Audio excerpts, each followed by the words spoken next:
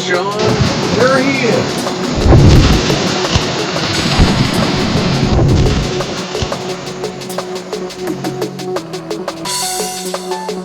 Hi there, Bill Hitchcock. Got a fantastic program for you. You may recall we did an interview with Captain Rick Caton. He fishes out of Manio. He's on the free agent. A gentleman he's my age, 65 years old, been fishing since before he was born.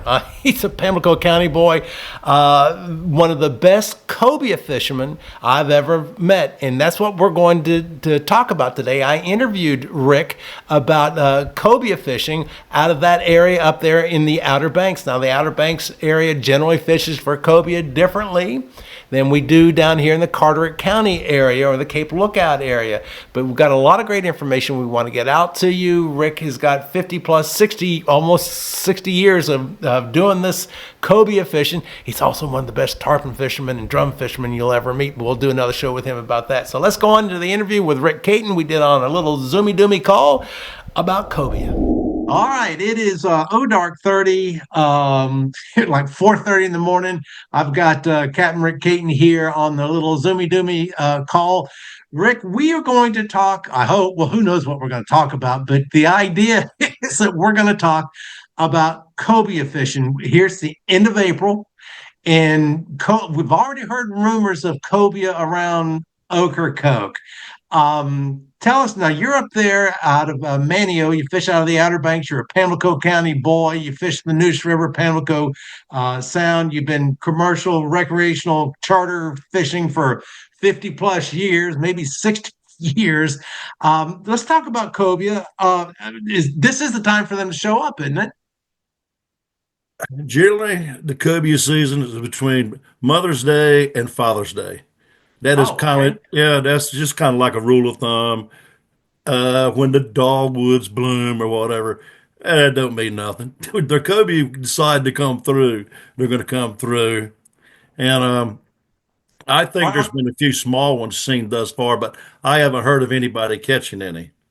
are they coming in to spawn? Is that why they're coming in close or in the inside waters? I think what happens after all the years that I've did it, everybody talks about, oh, the cobia are coming up the coast. I've caught several thousand of them.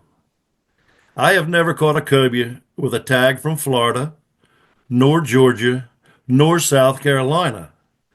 And from what I've seen, I don't think I know. Some might come up the beach, but the bulk of that population lays right off the coast here of Hatteras, the coast between here and right on down to Moorhead. It's out in the deep, and they go in and out. They don't go up and down That sounds like a drum. They're east west, not north yeah, south. exactly. And all the years that I've did it, the only tags that I've ever caught were Virginia tags, and they pick a spot. They kind of like it's kind of like musical chairs, around and around, up and down, and bang, they come into the beach, and they come into the beach, and they come into the beach. They used to take when back before Al Gore's global warming, which you would have a body of water. The water from Oregon, I was at a particular time when I started the cobia fishing, I was fishing out of Oregon Inlet, and the water was cold. You had to go all the way from Oregon Inlet to Cape Point to find warm water. You had 50 to 55-degree water, and that's the way it was. And it seemed like the cobia would come in below Cape Point because the water was you could draw a line from Cape Point to Diamond Joe's Tower, and it'd be a wall of water that was on the north side would be 55, and on the other side it could be 65 to 70. And it seemed like they would get to end between Hatteras Inlet and Cape Point, and they would do like Menhaden, the big school. They would just go round and round, and eventually they would just shoot through that cold water because they go up to the bay to spawn. And when it got on their mind, spawning, as you know, spawning is a horrible thing. It can sometimes just cause animals to do drastic things, and they would take and go through that water, And nowadays the water's so warm. The water's 65 degrees up there at Oregon Inlet right now. They come through like a freight train. Right. They used to just hang around. It seems like now, man, when they come through, they're going. And Well, they Rick, let me jump in here because one of the things we do here on the program a lot, particularly this time of year, is show sea surface temperatures. And as you were just talking about, the cold water from the Labrador Current comes right now, off of Oregon Inlet, and you got your Gulf Stream waters. And the temperature differential can be great. So when it comes to cobia, are they liking the warm water? Or are they trying to avoid the cold water? Or do I have that backwards? Or just give us a little, because all of us are going to be sitting here playing computer captain, looking at the sea surface temperatures, where the differential is, and trying to figure out where the cobia are. So, what do they look? What are the cobia looking for? I like to look for 60, 63 to 67 degree water. Okay, And I've caught them in 61 degree water before. But what the temperature is on the top, it may be warmer on the bottom or it may be colder. And right. and I still do not know why they come to the surface unless maybe the water on the bottom gets cold and they come to the top to the sun. I don't know. Right, But right. Well, let me ask you this because I'm, as you know, and probably everybody who watches this by now knows, I'm in Carteret County. And I don't know, 50 years ago, this is how we fished for cobia. We waited for them to come into the sound, we fished 20 plus feet of water, took a drum rig where it's like 2 to 3 feet of leader to the hook to the a drum rig, the little slider thing, take some menhaden, throw it down on the bottom, and sit our butts until something happened. It sounds just like drum fishing because it's identical to the classic, say, drum fishing in Pamlico Sound. Is that how you're fishing for cobia now? Are you anchored up bottom fishing? Are you sight casting? What are you doing? I well, right now I had a customer that fished with me for 18 years, actually 20 years, and he was a true sport. If there's ever been a true sport, Larry Gray was a true sport because he would book me the whole month of May into the first week of June. And he had done a lot of sight casting with Ronnie O'Neill on the Miss Kathleen in Ocracoke, and it was all bait fishing. Right. But he got tired of fighting sharks and stingrays and stuff to catch them, and he had heard about the sight casting for cobia. And at that time, there was not a lot of sight casting going on. Up at Oregon Inlet, there was like Captain Vernon Barrington, Right. Jay Robinson, Yeah. Tom Wagner, and Brian Davenport were about the only ones that had any idea what was going on. And I think Vernon was the only one that had a small tower. Nobody had a tower.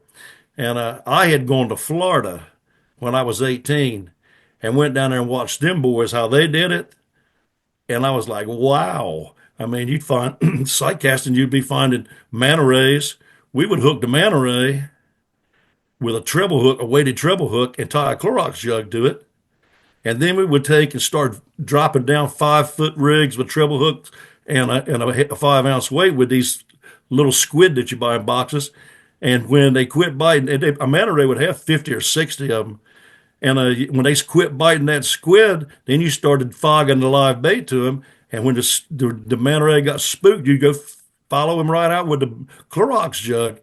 And that's how I learned how to fish for the cobias. And it was all sight casting and dropping the baits and that type stuff. When I got back up and I came back after my first year in Florida, and there was nobody really getting it done. I mean, they were catching some, but once I took and I bought my boat to free agent, I had one of my buddies that ran a 55 foot Ricky Scarborough, and they had a tower on it, and they took the tower, and I saw the tower laying in the boatyard. And I said, "What you want to do with that tower?" They said, "We don't want it." I said, "Well, man, I'd like to have it." They said, "Well, give me $300." I said, "I don't have $300." They said, "Well, just take it." So I went and got my boat, little boat off my trailer, went to the boatyard, got it, and then I took my boat to Wanchese, and we got a crane and lifted the tower, excuse me, lifted the tower up, and we cut it to fit the boat. And I'm going to tell you one thing. After that, we wiped our eyes because we were the only boat that really had a high tower. Right. We started smoking it in them, and just about this time is when I met this man right here. Can you see it? Yep. Yep. This man right here, Larry Gray. If it wasn't for him, he allowed me to take and do what I wanted to do. He said he wanted to go sight casting. The first time I met him, he came down to the dock and said, I want to go sight casting. I said, okay, we can rig you right up, big boy. And we started. And after that, he would book me 35 days a year. And that's all we did. All right, probably right now people are yelling at the computer screen, their TV sets or whatever, going, "What are you sight casting with? What lure? Are you chunking something out live, natural? What you got there, big boy? Tell us." Well, this is pretty much, I don't tell me if you can see it. A It's little not a higher. good, Hold it up a little high. There you go. okay, it's an arrowhead jig. It's a frapped out arrowhead jig. It's the only one I had on hand at the time. But I like this design because the shape of it, it casts straight. It is very accurate. And it's also thin, like this. Right. Not like a lot of bucktails that are round. Right. When you take a round, this is a quarter of an inch thick. But when you get some of these other bucktails, they're 3/4 of an inch. When that cobia gets it in his mouth and you jerk it, this gives you more of a chance to hook it. If you follow me, it's Right. like there's less of a chance of a margin error of missing them, but it Right. also casts accurate. And that's the design that I like. And there's several designs. Some flutter down. It's just like everything else. There's all different designs, but that is the one I like. Is the Airhead jig. Well, Rick, let me ask you this. Coming out of Hatteras Inlet or Oregon Inlet or Beaufort Inlet, what am I, and I don't know, what am I looking for? How do I find the cobia? I would take and look for temperature breaks. They like to track temperature breaks, and sometimes there's a certain color of water that they like. And if you ever see it, I don't know how to. It's a turquoise type water, and that Right. really doesn't mean anything either because when they go by here, and we have like beautiful, pristine Caribbean water here in Hatteras a lot of the time. Oh, they'll go right up. They'll go right by us, and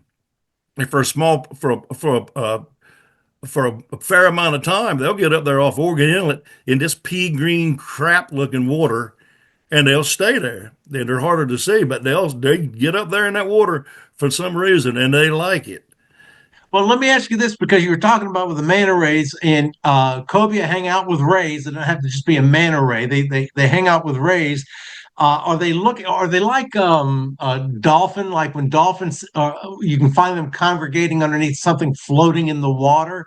Are they? Will cobia do the same thing? I.e., say a buoy. Say if there's an inlet sea buoy, would they be hanging around underneath that? Yeah, the buoys, all that type of stuff. Up in Chesapeake Bay, they have a line of buoys up there that they just crush them on. And but any types of rays, I mean, you can have a ray the size of a bread pan, and they could have 15 or 20 cobias. They're following the cobias because the cobias are following the rays because the rays are scurrying along the bottom and they're scaring up the calico crabs. That's one Right. of the number one things that you find in their stomach is calico crabs. By the way, I haven't used the term. I haven't heard the term in years, but years ago, one of the nicknames for cobia was crab eater. And it was believed, by the way, with the crowd down here in Carteret County, that when we were putting baits down on the bottom, that it wasn't the dead bait per se, it was the crabs coming up on the dead bait on the bottom that attracted the cobia. Does that make Yeah, sense? it makes very good sense. Yes, I agree.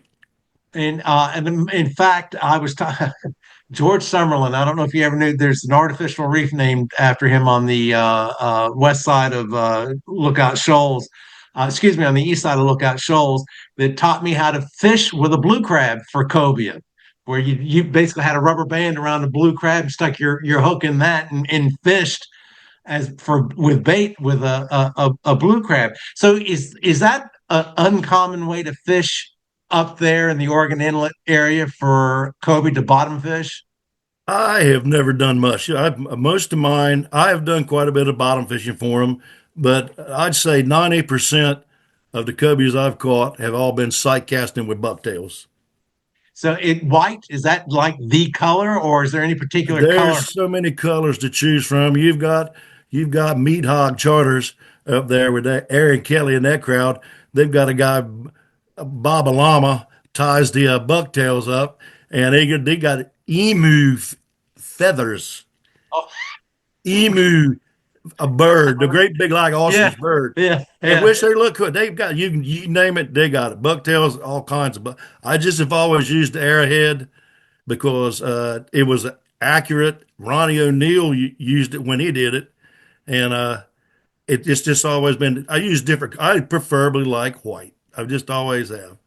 Well, a lot of about lures is the confidence of the fisherman using that lure more than probably the lure itself. And I'll tell you a real quick story. Dick Henry, who used to had Sea Striker, created Sea Striker lures and Henry's Tackle and all that, once told me that Sea Striker he makes about 200 lures a year, but only two or three of them stick. And I told him, I said, well, that sounds like really something inefficient. That doesn't sound good. He says, look, Bill, we're not fishing for fish. We're fishing for fishermen. So, in making lures, and I understood that. Kind of like fisheries. It's kind of like fisheries management. We're not going to manage the fish. We're going to manage the fishermen. Touche. Yes, exactly Touche. right. Yeah. Now, oh, now I feel bad. Why don't I don't even know what the current regulations on cobia are right now. Two per. Right now, it's no more than four to the boat. It's got to be a 36-inch tail limit at the fork length. And it used to be 33 inches, two per person. A charter boat with six customers and a mate and a captain could keep 16. Well, now, in the astute wisdom of the managers, we're allowed to have no more than four. So you're telling me we got six paying customers and we can't keep the four. Well, what about the other two dudes? They might like to have one. Not everybody's got to chop it up. Yeah. But that's the regulation. And speaking of which, just for anecdotal evidence, have you seen a rise or decline in the stocks, or is it pretty much? Well, no, it does vary.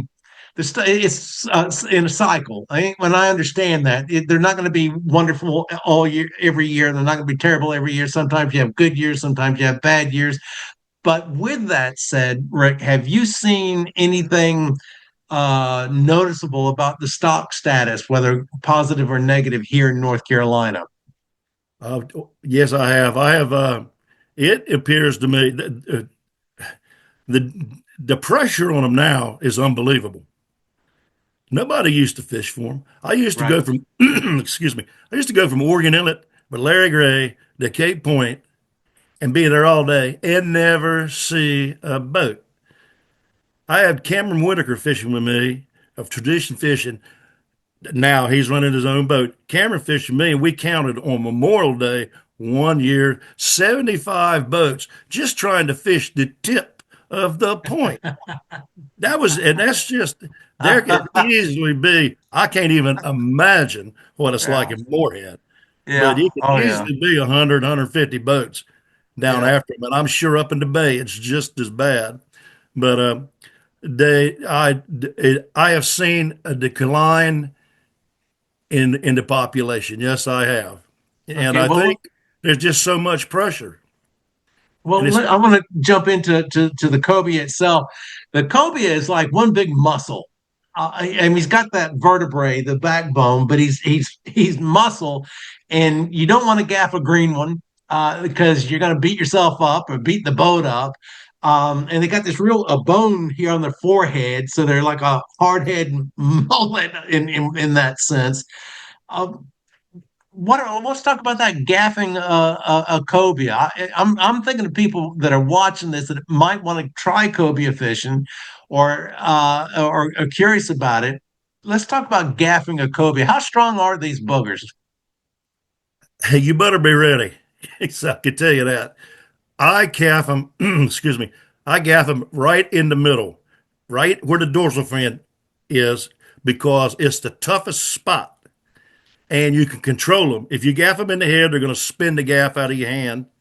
And if you gaff them in the middle, once you get them, it's easier to pull them in the boat because it just comes over in one big clump. If you're trying to pull him over with his head, he's going to, if you hadn't spun the gaff out of your hand, then you got to try to get him, and he's flouncing all over. And when I cobia fish, I have a 14-foot gaff and a 16-foot gaff. And they always like to get in that range right there where I can see you, but I can't touch you type deal. I can touch them with that 16-foot gaff now. Yeah, well, I had a 6-foot bite, I mean a 6-inch bite put on my gaffs and took them to a welder and had a barb put on them. So once I got it in him, he weren't going to be jumping off. well, I think you can. You've got a prop there, Rick, that you can demonstrate. Tell us about what you're holding up now. Hold it on up. There you go. There you go. This right here, we got out of a 60-pound cobia when Larry Gray was fishing with me, buried in his back, solid. It had completely healed up, had algae growing on it, and a barnacle or two. He was just as mean as it was not. That shows how tough they are. Meat was healed up. It was fine. Just a little bit of mad beat around where the gaff was, but that The, shows you how tough they are. the moral of the story is he broke the gaff. The I didn't cobia. break the. Somebody Well, the lost cobia. him. Yeah, that's what I'm This was saying. somebody's gaff. Somebody's gaff and the It's got cobia broke it. it's threaded on the end, and I can see it right now. Oh, Joe, where's it happened? What happened? The gaff head come out. Jeez. Well, that's to demonstrate how tough those things are. But again, in terms of eating, they're great eating fish. It's all white meat. It's you're not dealing with quote unquote bones. Like you've got that vertebrae. Beautiful, beautiful firm meat. I tell you something back on the track of the how tough they are. You don't know how many I have caught with that. They had as far as many as 5 stingray barbs jammed. They love stingrays too, and have 5 or 6 barbs jammed in their head, in their face. It's unbelievable. And I've caught multiple ones, and they like hanging around the schools of stingrays and wait. They eat when the stingrays pop. They eat the baby stingrays. Well, let me ask you this: there's down here, kind of Carter County's a special place, but then again, each place along the coast of North Carolina is special. We have our own special mindset.